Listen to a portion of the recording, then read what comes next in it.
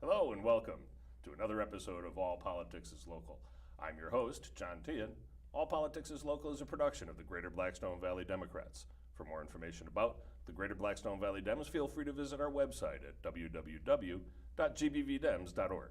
We have yet another great show planned for you tonight. Here in the studio with me is Quentin Palfrey, running for the nomination for the Democratic Party for Lieutenant Governor. Quentin, thank you so much for taking time off the campaign trail to come out and talk to us here at the Milford Local Access Cable Studio. Really happy to have you with us. Why don't we just dive right in? Tell us about yourself. Sure, yeah, well, I'm thrilled to be here. Thanks so much for having me. So I grew up in Worcester County in Southborough, and the focus of my career and the focus of my campaign is on fighting poverty and inequality. So I remember when I was growing up, I would go in to work with my father, who was a pediatrician at the Boston Medical Center in Boston, and he'd be serving some of the poorest populations in Roxbury and Dorchester and helping to expand access to immunizations, helping with kids who were suffering from lead poisoning. When I grew up, I sort of wanted to work and serve some of those same populations. So when I was in college, a few friends of mine and I worked on setting up some literacy programs in some public housing facilities and homeless shelters in Boston and in Cambridge. And we'd go in there and we'd sort of teach them adult basic education and help with English as a second language classes. And then when I graduated from college, I went to the Philippines for a little bit, and I ran a program that helped kids who were victims of child abuse. And then my most recent job, I was the executive director of the Poverty Lab at MIT, which uses evidence-based policy, really rigorous analytical methods to try and figure out what works in social policy and help governments and philanthropies to do the kinds of things that are actually effective in fighting poverty. So poverty and inequality have really been the focuses of my life and my career. But I'm also a lawyer, and I've spent a lot of time in government.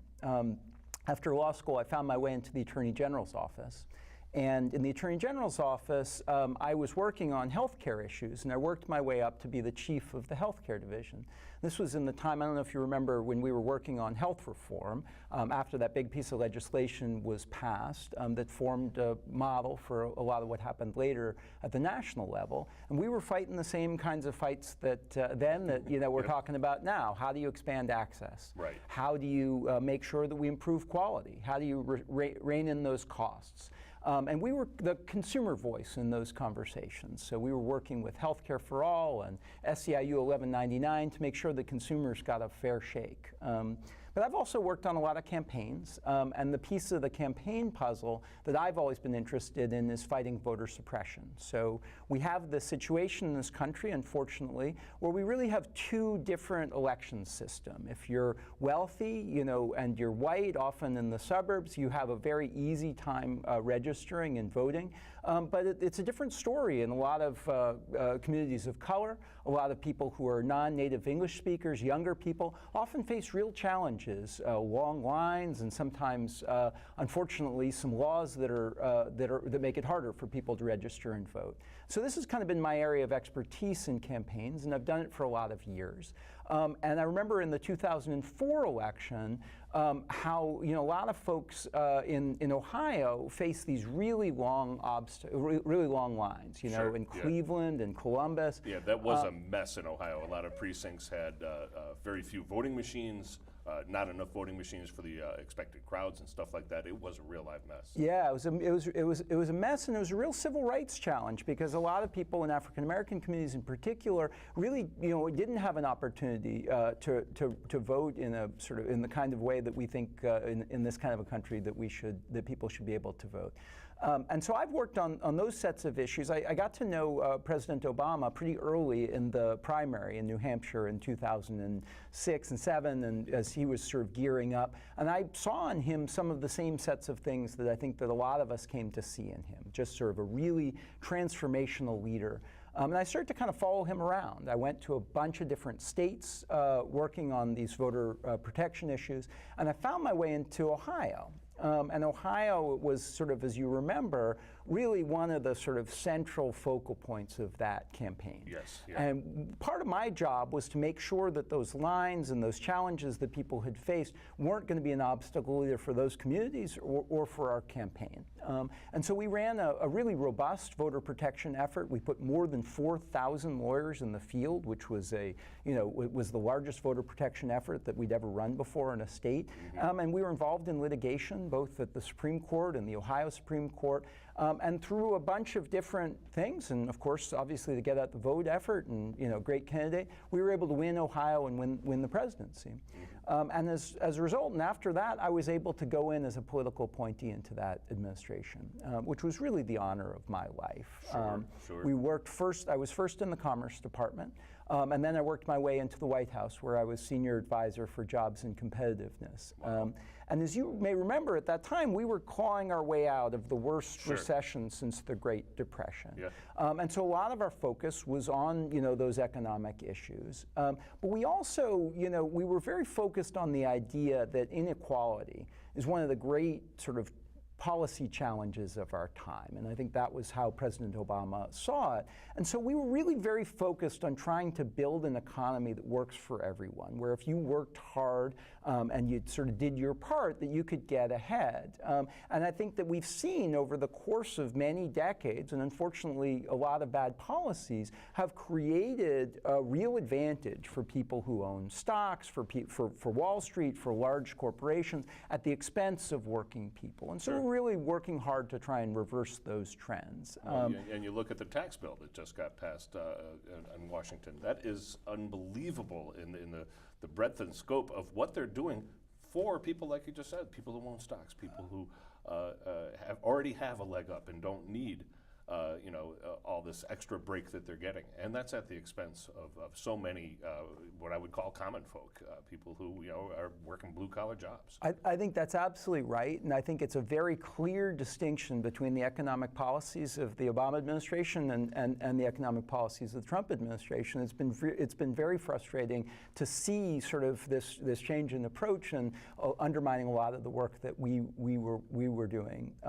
And I was also pretty involved in the innovation policies. So I was involved with the American Invents Act, which was a bill that revised the patent system and was the largest reform of the patent system that had happened in many decades.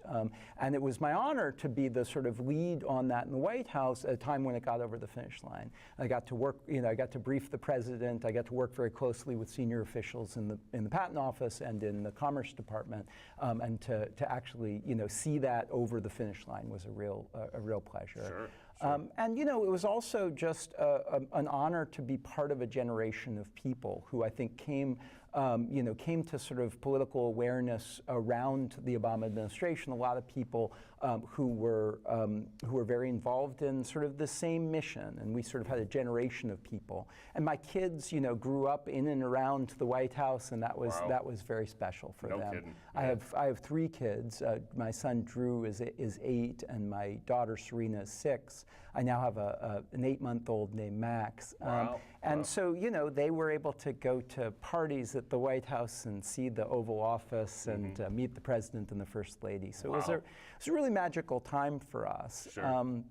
And I worked really hard in the last election cycle to try to elect a president that would carry on some of those policies. Yeah, it's unfortunate to see what's happened to us since the election of Donald Trump. It's really been devastating to me to see this sort of systematic attack on American values. There's a certain cruelty, I think, to the way that this administration has sort of sought to rip families apart and to raise walls between us and our neighbors, knocking tens of millions of people off of health insurance.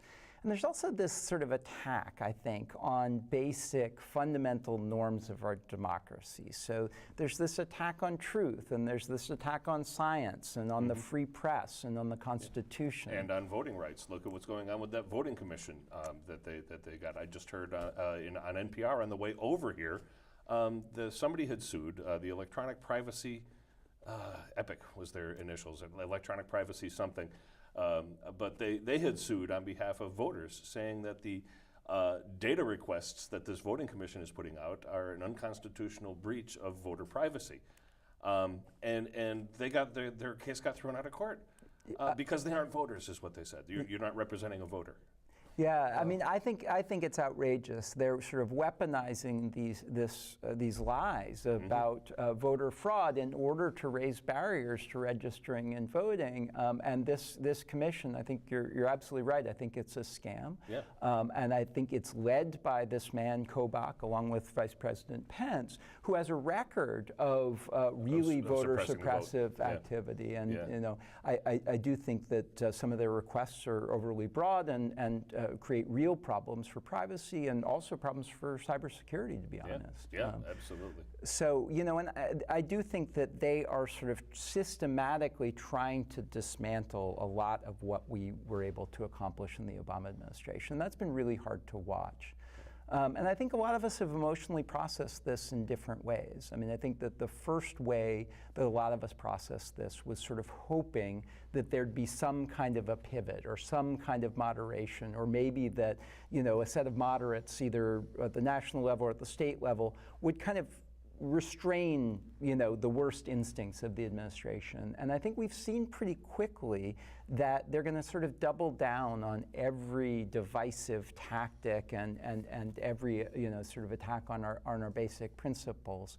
And I think we've sort of turned a little bit emotionally to sort of hoping that Bob Mueller and that crack team of lawyers is going to help us to, you know, to disentangle what was pretty obviously collusive behavior between the Russian government and the Trump campaign. I look at it as it's the charge against Manafort. Yeah. Entering into a conspiracy against the United States. Yeah. That is precisely what would happen there. It is blindingly obvious to anyone that wants to look. Yeah. The problem is there's about 32% of the country, it seems, doesn't want to look. Yeah, yeah. They think everything's great. And I got to know Bob Mueller a little bit. He, you know, we served in the administration together, and also we served in a law firm together. And you know, I think very highly of him. And I do think that they probably, you know, they're moving kind of systematically in this very smart way. And I think that we're going to see a lot more results from that investigation. But I don't think it's going to fundamentally solve the challenge that we face, right? So regardless of what happens with Trump, we've got a sort of radicalized Republican Party that has taken control of the executive branch and is using those levers to really dismantle a lot of the what these agencies and what these departments have historically done. And, you know, as you mentioned with the tax bill, you know, taking a lot of steps sort of economically to undermine the ability of some of these agencies to provide services to ordinary people. Sure. And I think that that's going to be a challenge we're going to face regardless of what happens with this Mueller investigation. And I think that, you know, we absolutely need to take back the Congress, and I hope that we're seeing some momentum build in that direction.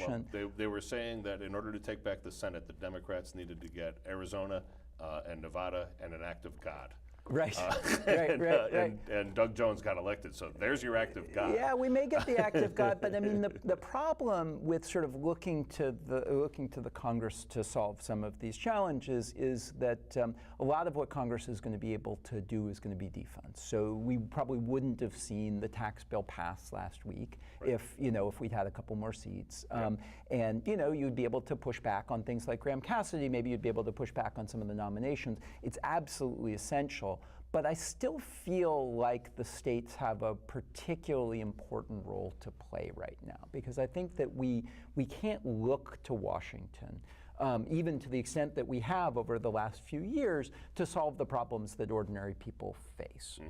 And so I think we need to look to state leadership. I think states need to step up, and they need to sort of fulfill some of that mission. Sure. And the states, as they say, the states are the laboratories of democracy. This is where the rubber really meets the road. This is where constituent services are more important than ever, is local.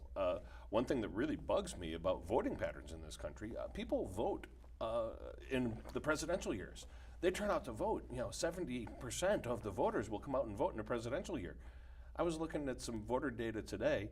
The town of Douglas or Millville? In Millville, right here in the district. Millville is that little town right there. The last town-wide election, 163 people voted. 163 people in the town of Millville decided who would lead Millville. Mm-hmm. That is ridiculous. Mm-hmm. Your vote counts so much more when you're casting it in a local election. It has so much more impact on you. And yet people vote in the presidential elections and even in the off-year elections when we vote for governor here in Massachusetts, a marked downturn in turnout. Special elections are almost never get any turnout. Townwide elections are terrible. Here in Milford, 15–16% of the registered voters vote in the townwide elections in the spring. And it speaks to the importance of the work that people do on campaigns to try and get out the vote, and it speaks to the importance of getting younger people and people of color and people who move into a neighborhood involved in their elections. And I think that we're going to see a response. I think so that too. people feel like the American dream is under assault, and I think that we're going to see people step up. And be a little bit more involved over the next couple of years, and I think that they're going to vote for Democrats. To the extent that Trump is a good thing, that's about the only possible silver lining I can see here, is that he is waking up a lot of people to the fact that their vote counts. And I think that we need a whole new generation of leaders, and I think we need a recommitment to the grassroots. And I think that we've seen elections that are where the candidates are invested in the local level, are invested in respecting and empowering and including people who who are committed to elections in their communities. And we've seen some that kind of give it lip service, and they're micro-targeting, and they're emailing, and they're robocalling, and they're doing whatever else, but they're not really working with people. And I think that our charge in 2018 is going to be to actually listen, right? It's going to be to go out to the 351 cities and towns across Massachusetts and actually listen and actually engage and explain to people what's at stake. And help to sort of channel their energy and to point it towards the direction of real progressive change. And I think that that's what's at stake here. But I think that Massachusetts has this wonderful tradition, right? It goes back to the American Revolution, it goes back to the founding of sort of the constitutional governance, which was essentially born here. You see, for instance, the abolitionist movement was, there was a very key Massachusetts role in that. And even more recently, we led the way on equal marriage. We led the way towards universal access to health care. And I think really that the world and the country needs for Massachusetts to lead again. And some of that, I think, is resistance, right? Some of that is pushing back against every one of the outrageous policies that they do. But we can't just be against the crazy things that they're doing. We have to be for stuff. And one of the really interesting opportunities that we have in 2018 in Massachusetts is that we have a terrific congressional delegation led by Elizabeth Warren, led by Ed Markey. We have all Democratic delegation. We have some great constitutional officers, and we have these massive majorities in both houses of the legislature. So if we could take back the governor's office and the office of the lieutenant governor, we can do things that other states can only dream of, right? So we can raise the minimum wage to $15 an hour. We can get paid family leave. We can pass this millionaire's tax, or the Fair Share Amendment, that will give us the resources to invest in transportation and education, in real solutions to the opioid crisis, right? We can, really tackle some of these healthcare challenges and move towards really truly universal access to care. And we can pass some, voter reforms like automatic voter registration. Yeah, absolutely. Absolutely. I mean, I think that's right there on the table. But there are other things we can do too. We should have early vote for all elections. We should have same-day registration. There are a lot of other things that we can work on there. And we can talk about this more, but we need to reform our criminal justice system. And so one of the wonderful things about Massachusetts, if we can take back the corner office, which I think we can, is that we can do some things that are really going to help working people get ahead, and where we can sort of lead the way for the country. And so that's one of the reasons why I'm really excited about running for this office, is that I think that the lieutenant governor can be part of that solution, right? So it's it's the kind of role that is what you make of it, and that is very defined by the relationship between the lieutenant governor and the governor. But I think that a lieutenant governor who is sort of engaged and in sync with the governor could do three really important things.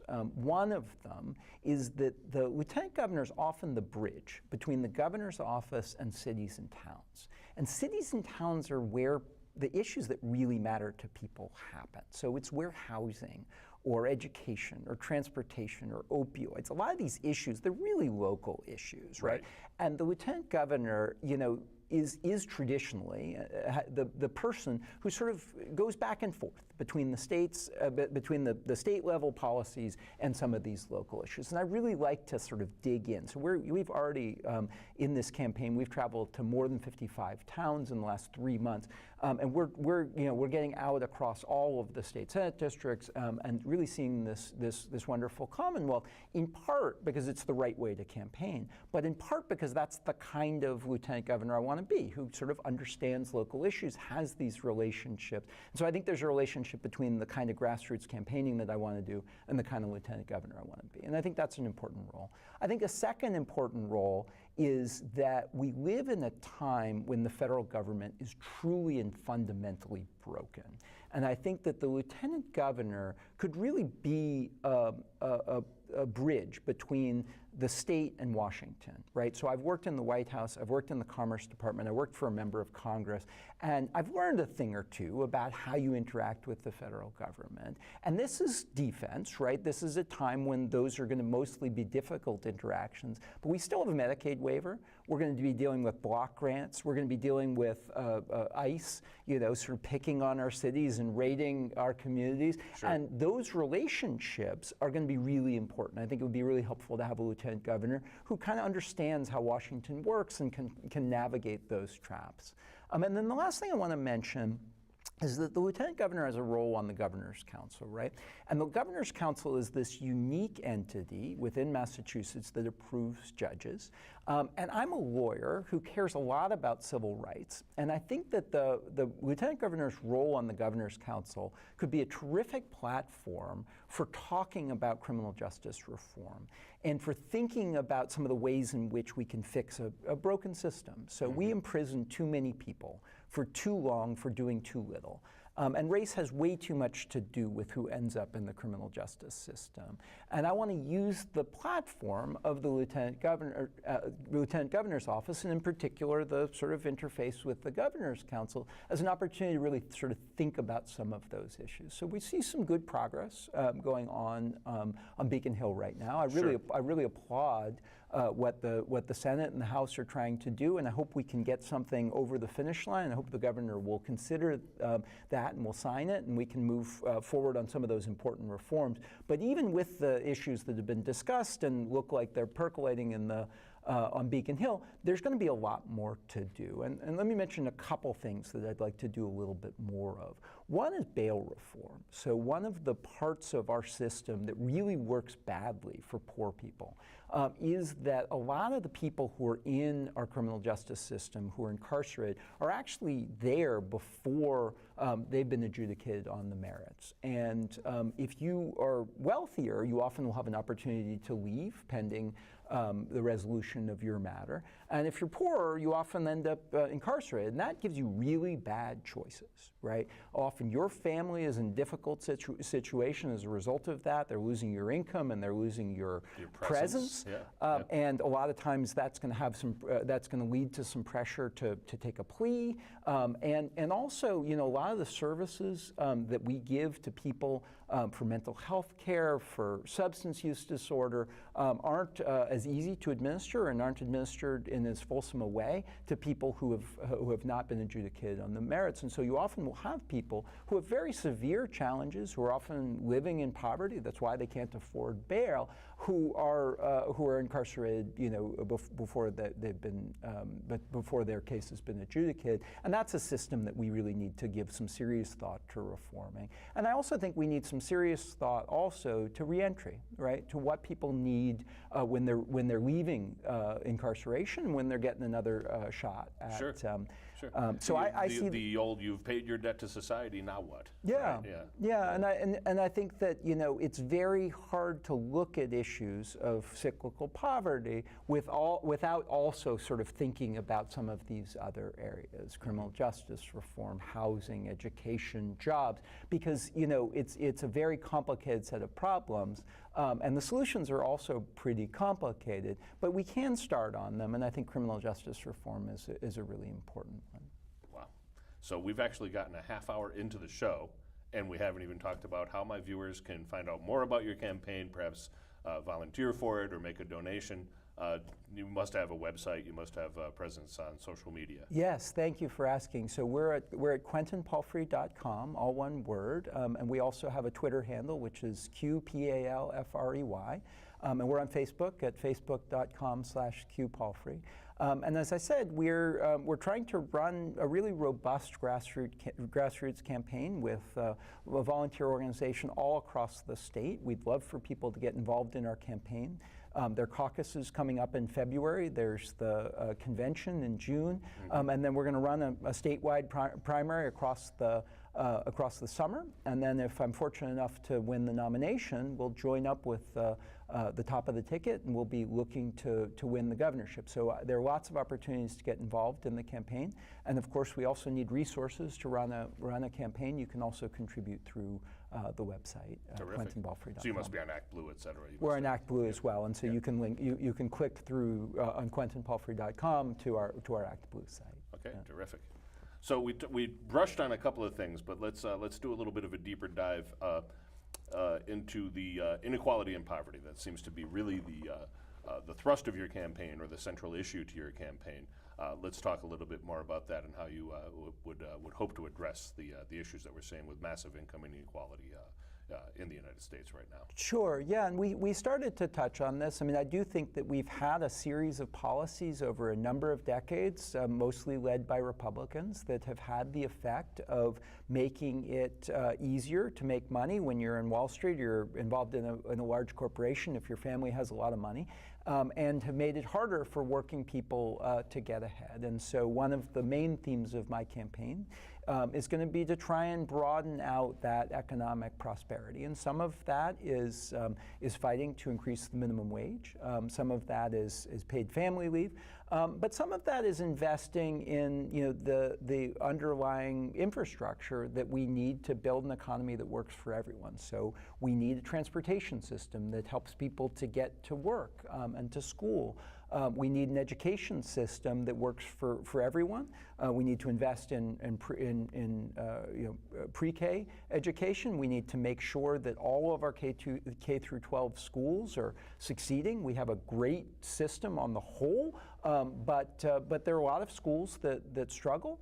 And where we really need more resources to invest in making sure that every child has a chance to succeed. And then we also, we have a college affordability crisis, and there's a generation of people that are getting bankrupted as a result of the tuition increases that we're seeing across the high cost of college, coming out of college with a $200,000 debt.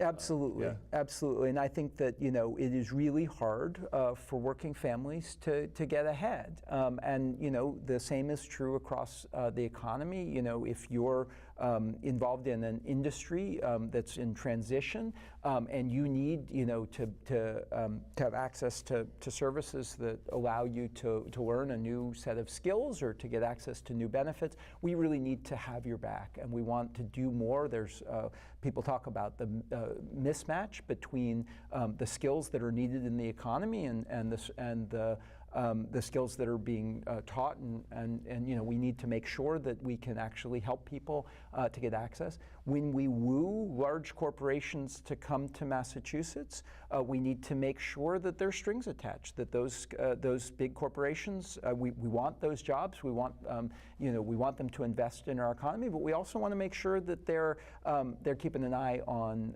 you know, what's actually going to work for working folks. We've got these massive engines of our economy in our universities, in our hospitals, our biotech sector, our tech sector. It's this wonderful sort of innovative ecosystem across Massachusetts, and we just need to make sure that everybody gets a piece of that pie. And you know, we also need to stick up for organized labor. I mean, we need to make sure that we fight against wage theft. We need to, you know, I think one area where we disagree a lot with the current governor is on privatization. And I think that we need to make sure that we have good union jobs. And you know, that we really invest in working people, because when you invest in working people, the whole economy benefits from that. When people can get good jobs at good wages, it actually has a ripple effect across the economy. It's called the virtuous cycle, where you know, good things lead to good things. It's that simple. You know, Robert Reich did a whole explainer video on it. He does those explainer videos all the time. I don't know if you've seen them. They're wonderful. Yeah, they're terrific. And he did one on the, actually it was in his, he did like a 1-hour documentary. We did a screening of it at the Milford Library about maybe 2 years ago or so. And he talked all about the virtuous cycle and how, you know, people with good jobs are making more money. They're actually paying more taxes because they're making more money. That tax money then gets invested into infrastructure, which leads to jobs. And you know, and it's just a cycle that keeps on going and going. We broke that cycle in the 1980s. Yeah, that's absolutely right. That's absolutely right. And you know, in some parts of the state, housing affordability is a really significant issue, and I think that that's one that we really need to, you know, think through in a serious way. We need to increase the housing stock. We need to invest in making sure that people can afford to both live and work here, and that they don't have to commute so long. And if they do have to commute so long, we need to make sure that those commutes are feasible for people and affordable for people. And so, you know, I think a lot of the issues that we're talking about in this campaign are to make sure that people who work hard can get ahead. Now, there's also, I think, you know, and I was talking about the cruelty of the Trump administration, right? There seems to be a really sort of you know, a really harsh turn away from the least fortunate. And I think that, you know, we judge as society on how we treat children, the people who are the poorest, the people who are the most needy. And I do think that there's more that we can do in this economy for the people who are falling behind. And I think that, you know, you really need to invest in education, and you really need to invest in housing and social services. We need to really, you know, make sure that we have robust services for folks with disabilities and the elderly. And I think we need to fight for civil rights. So I think, you know, we want to fight. Right now, there's a big set of issues around people who are trans, and you know, and that's going to be on the ballot this year. And I think that there's a clear set of civil rights issues, and Massachusetts has been a great leader over the course of the last couple of decades. I'm proud that we led the way on equal marriage, and I think that we need to lead the way on trans issues. We certainly don't want to step back on some of those issues.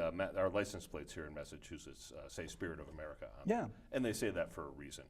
Because we are the spirit of America. We've been leading this country since before it was a country. And that's something I'm very proud of. I'm not originally from Massachusetts. I'm from Connecticut. Hence the lack of a Massachusetts accent. But you know, by the same token, I'm very proud of my adopted state, and I wouldn't want to live anywhere else. It really is tremendous living here. I love the way that we lead this nation. The equal marriage was huge. That was just absolutely huge. And look at the sea change in public opinion that we've had. You know, that was just 2003. Yeah. That was just 14 years ago. Yeah. That was in this century. And it's amazing to me that Massachusetts is able to lead the way like that. And I think that's the kind of leadership we need right now. And Absolutely. I think that the circumstances, I think it's possible that we're underreacting, not overreacting to the challenge that the Trump administration poses to our way of life. Yeah. And I do think that it's a time when we really have to sort of step up and fight back. And a big part of this for me, this was emotional for me. When I was thinking about running for office, I remember the sort of final decision, came around the time of the Charlottesville incident. And I remember seeing these kids, a handful of college kids, standing in front of a banner that said Virginia Students Against White Supremacy. And I saw all around them, these people holding the tiki torches, and you saw there were swastikas, and there were some of those were members of the Ku Klux Klan. I just remember asking myself, what are we going to say to our kids and our grandkids that we did when, when our values were under attack? And this campaign is, in some sense, my attempt to answer that question. I want to be able to say that I stood up, and that I fought back, and that I pounded my fist on the table, and that I screamed, till I was hoarse, that this isn't the kind of country that we want to live in. But I want that to also be meaningful, right? I want to actually do something that matters. And I think a big piece of what's going to matter is going to be states. It's going to be states stepping up, showing the way, and kind of leading us out of this mess. And I think Massachusetts is particularly well situated to do that. Well, one thing that I don't understand, so many of these red states are actually, they're welfare states. They take more money from the federal government than they pay in. And states like Massachusetts contribute more to the federal government in taxes than we get back. And why wouldn't they want to be like us instead of being where they are? I think we're going to see a lot of changes in the political landscape on the national level. Look at what happened in Kansas. Look at what's going on in Kansas. Kansas did that Brownback experiment where they slashed taxes, and essentially everything that the tax reform just did in Washington, D.C. was already tried in Kansas. Kansas is a mess, an absolute mess. They are going to have a backlash against that, and we may see Democratic governance come to Kansas.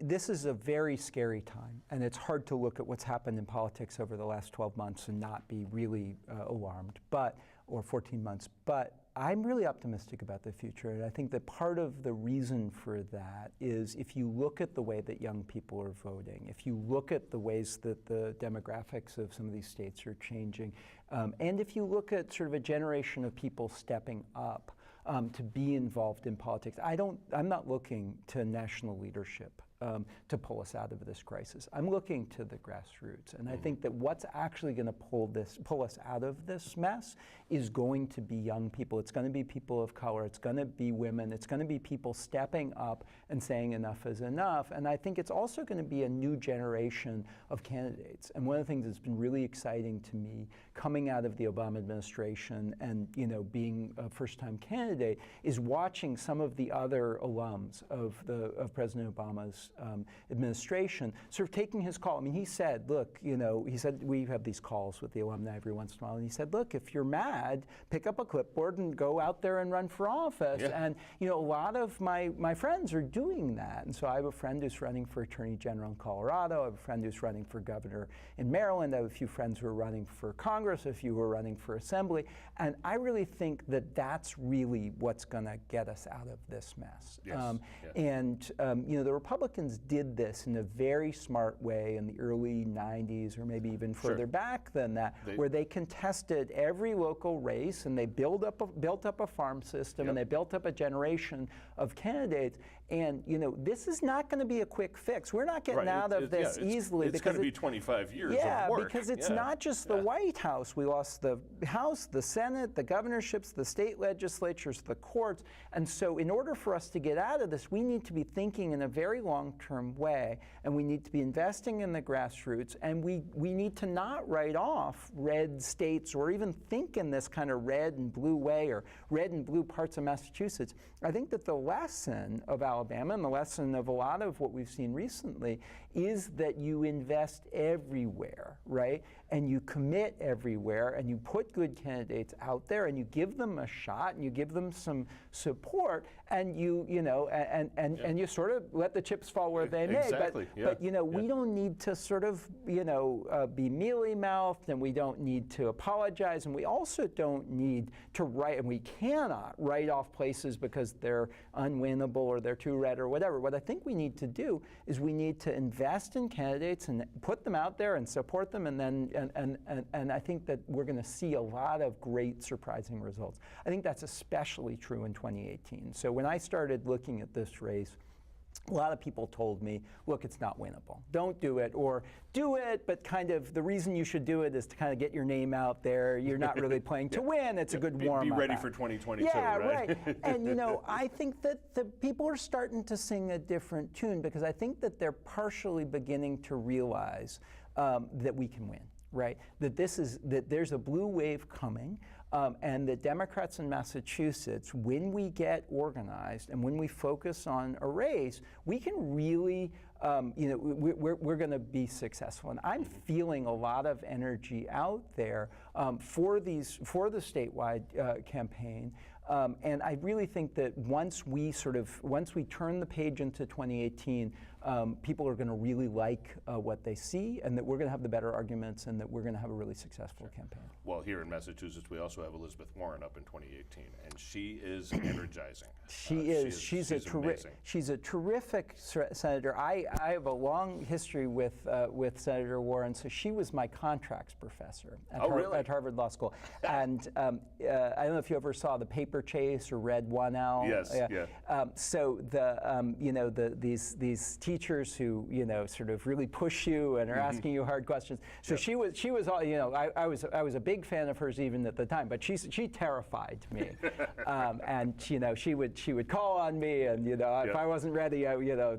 But I learned a ton from her. Sure. And I think that she's taught the country a lot. Oh, she has. Yeah. And you know, I think that one of the things that she teaches is that you really don't. If you know what you're talking about and you fight for it consistently, people will really buy into what you have to say. Sure. And I think one of the things that has been really inspirational about her is that she really deeply understood what was going on in our financial system. She studied it for many years. She developed a series of proposals that were new and that were exciting. And then, you know, I pity the fool who tries to take her on her own turf, because she knows it so well. And it's amazing. Not that she's out there sort of saying the talking points that some, you know, consultant handed her. She's lived this stuff. And that's how I want to be as a candidate as well. Maybe on a slightly different set of issues, but where, you know, I've spent my career thinking about poverty, thinking about inequality,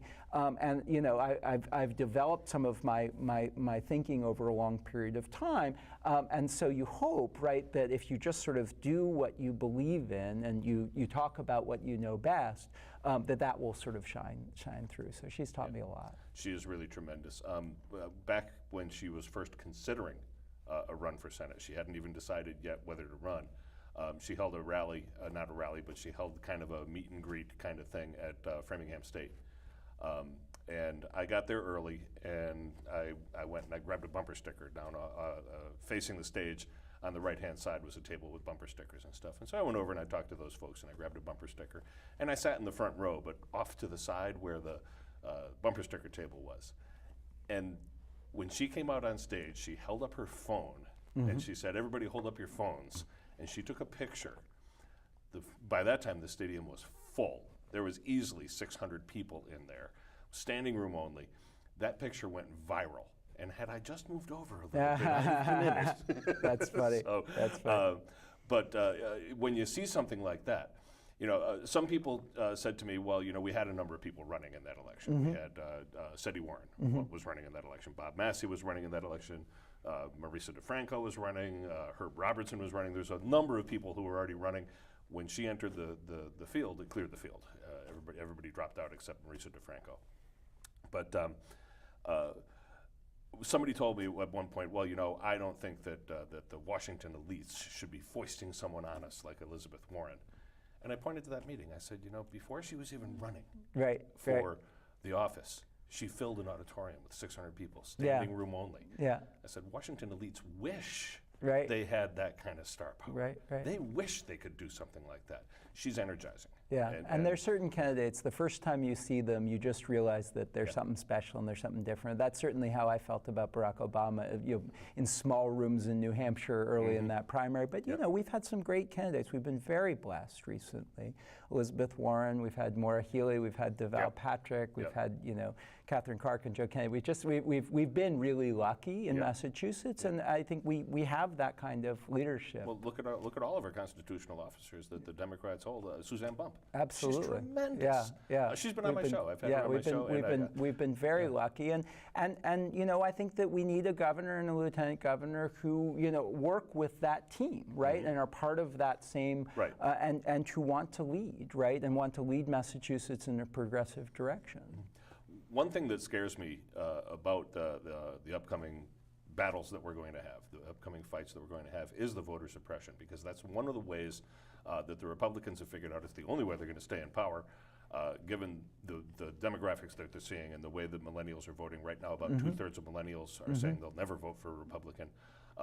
So when they see that, they see the handwriting on the wall, and the only way that they figure they can stay in is by suppressing the vote. Yeah. Why don't we talk a little bit about voter suppression and what you'd like to see done to address that? Yeah, I mean, I think it says something very sad. I think the Republican Party has been hijacked, right? And I think it says something very sad about the Republican Party at the national level, that the theory for them of how they maintain power is to restrict access to the franchise, right? You should want to have a broad coalition and to include people in the voting process.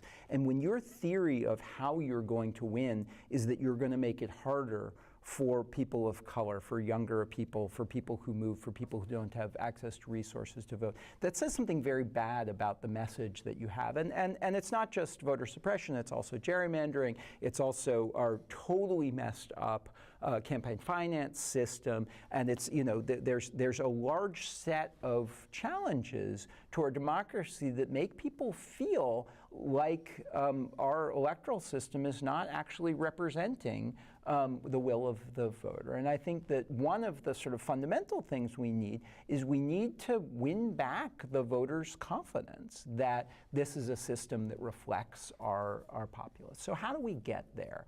I think that there are a series of electoral reforms that we can enact that are pretty common sense, that make it easier for people to register and vote. And by the way, can do so without raising concerns about voter fraud. We've had very good experience in other states with some of the reforms that I'm talking about. And this notion of voter fraud is really a boogeyman that the Republicans have created. It's made up out of whole cloth.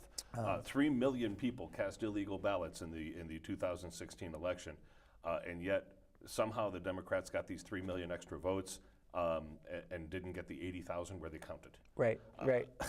Come on. So I think there are a series of things that we can do to reform our election system. In Massachusetts, that's, I think automatic voter registration is a terrific thing. If people don't know what this is, it's an opportunity to get people registered by taking advantage of their other interactions with the government. So if you register for, if you get a driver's license, if you're getting certain kinds of benefits, we have your information, we know who you are, and you will sort of by default be in our election registration system. If you want to opt out, you can, but otherwise you don't need to re-register. And so when you show up at the voting at the polls, you will already be in the system, because there are a lot of people who show up on election day and they say they want to vote, and the reason they can't vote is bureaucracy, right? It's not because they're not citizens. It's not because of anything to do with protecting us from voting fraud. It's merely a bureaucratic problem. And so I think we ought to get automatic voter registration. There's been some good momentum on Beacon Hill, and I think that's one we ought to get past the finish line. Another is early votes for all elections. We do it for some elections. We need to do it for all. This gives people an opportunity to vote if they have to work, or if they have to be out of town, or if they have to care for a loved one.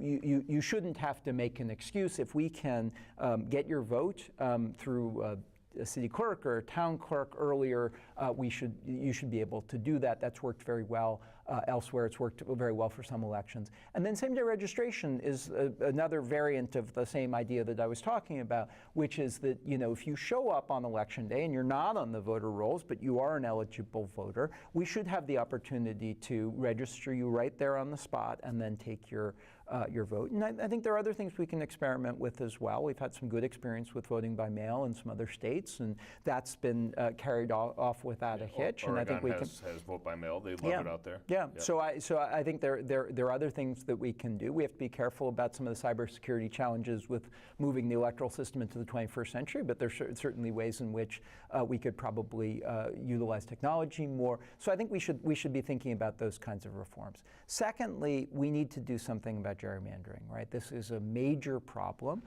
that across the country we've got people drawing up maps in order to exclude voters or to make it easier for one party. So a great example of this is there's only one congressional district in Alabama that Doug Jones would have won against Roy Moore. The state is so badly gerrymandered that even though he won statewide, he would have lost every congressional district but one. And so Eric Holder, the former Attorney General, is leading an effort to try and look at some of this. And by the way, the census is going to be an extremely important issue in 2020. They're already, they're already messing that up. I was involved. The person who's going to run the census is the poorest choice you ever saw. Yeah, and I was involved in overseeing the census in 2010 because I was in the Commerce Department, and I was one of the lead lawyers, and so I was working with the Census Bureau to make sure that ran without a hitch, and we ran a terrific census in 2010, and that's really important for making sure that every vote is counted, and that the ballots are fair, but it also determines a lot of the allocation of resources. Yes. So we have to get the census right. And then, our campaign finance system is just broken, right? And we need in particular, we need to figure out a way of getting over Citizens United. It's this Supreme Court decision that's really a travesty. The main way we're going to get past that is that we're going to elect Democrats, and they're going to put judges on the bench who understand how bad this law is for our democracy. But there's some things that we can do right now and some things we can do in Massachusetts that will help. And there's both there's both a referendum and there's a piece of legislation that is focused on pushing towards a repeal of Citizens United, and I think that I certainly support both of those efforts to try to really push forward towards a repeal of that law, because there's just too much money in politics, and it is too hard for first-time candidates who can't self-finance. They have so much of a disadvantage against incumbents, and it's really bad for our system to have money play that meaningful a role, and for these big PACs and super PACs to be influencing and really corrupting and polluting our elections. Sure. Well, you look at things like corporate personhood. Corporate personhood was a decision. It was Union Pacific Railroad versus San Diego back in like 1898 that kind of brought this to national prominence. And it was not even that decision. It was an opinion written about the decision after the fact that more or less enshrined corporate personhood somehow. And we've just gone down a rabbit hole since then with that. I like to look at things from two perspectives. You look at an issue like slavery that says a person can be property. And we find that abhorrent. We say to ourselves, no, that's just not right. People cannot be property. You cannot own another human being, okay? Corporate personhood is the flip side of that. It's the notion that property can be a person. And we should be equally disgusted by that. It just doesn't make any sense to me that we should allow all of this stuff to take place. There's so many movements afoot right now. Right here in Massachusetts, we're working to get an amendment saying that the rights of personhood are restricted to actual people, and that's the type of thing that we really need in order to combat some of this stuff, and especially Citizens United. The amount of money that gets, the dark money that gets spent on politics, we have to know the absolute identity down to the last detail of every single voter. But who's influencing elections with buckets of money? Yep. We don't need to know anything about them. Yep. That just doesn't make any sense to me. Yeah, no, that's absolutely right. We are running out of time. We're under 5 minutes left. So if you want to make your case to my viewers as to why they should vote for you or why they should get involved in your campaign, be my guest. You have a couple of minutes left. Sure. Well, thank you so much. It's been such a pleasure being here with you. Absolute pleasure talking with you, Quentin. I relish these moments, and this has been an awesome interview. Yeah, this has been great. So my plea to your viewers is to get involved in this particularly extraordinary time, right? Our democracy is in peril. And I think that the key to getting out of that is for people to get involved in elections. I'd love for people to get involved in my campaign, but get involved in your local community and get involved in the statewide elections, get involved in the congressional elections, because our values are under attack. And I think that the way that we are going to claw our way out of that is through the grassroots. It's going to be ordinary people saying enough is enough. This is not the kind of country that I want to live in. I want a government that cares about ordinary people and that invests in the local level. And so what I would love to see is for people not only to support me, but to be involved in my campaign. We're going to run a grassroots campaign. We're going to have folks at the caucuses. We're going to have folks at the convention.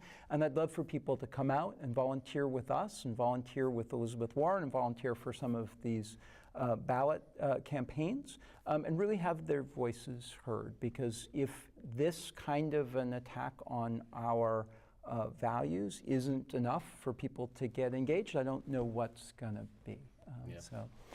So I would love for folks to come to QuentinPalfrey.com, sign up to volunteer, sign up to contribute, and be part of the grassroots movement that we're building across the state to take back the governor's office and to make Massachusetts a leader in responding to Trump and in dealing with the kinds of problems that real people face.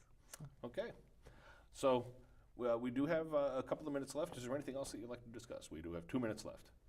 We can talk about healthcare, but I don't know if we can cover it in 2 minutes. Probably not, but let's dive in. But I do think that this is an important issue that we're dealing with here in Massachusetts and here nationally. Obamacare's been a battleground for a long time, and now this tax bill takes the individual mandate out of it. I think we're going to see some real challenges there. But Massachusetts has been a leader.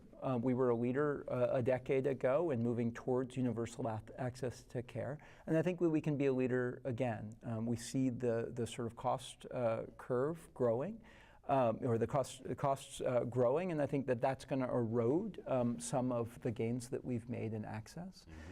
And I think that it is time for us to look towards a single payer system. There are some interim steps that we can do. We certainly could have a public option that would help with some of those issues, but ultimately I think that the best solution to our healthcare challenge is going to be to move to a single payer system. Well, a single payer just makes so much more sense. Our small businesses would have an easier time paying for healthcare for their employees. It would increase entrepreneurship.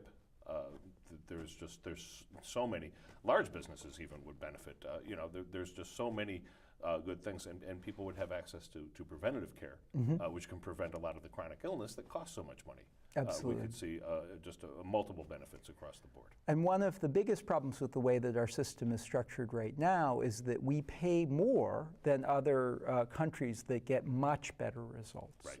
And a lot of that has to do with administrative costs and bureaucracy and systemic failures. And I think that there's a real attack on our healthcare system right now at the federal level, but there is an opportunity that comes out of that for us to sort of think about fundamental reforms. Okay, so as I said, we are out of time. Quentin, it's been wonderful having you here. So thank you so much. Thanks so much for being here. You've been watching All Politics is Local. All Politics is Local is a production of the Greater Blackstone Valley Democrats. For more information about the Greater Blackstone Valley Dems, feel free to visit our website at www.gbvdems.org. Thanks for tuning in, everybody, and good night.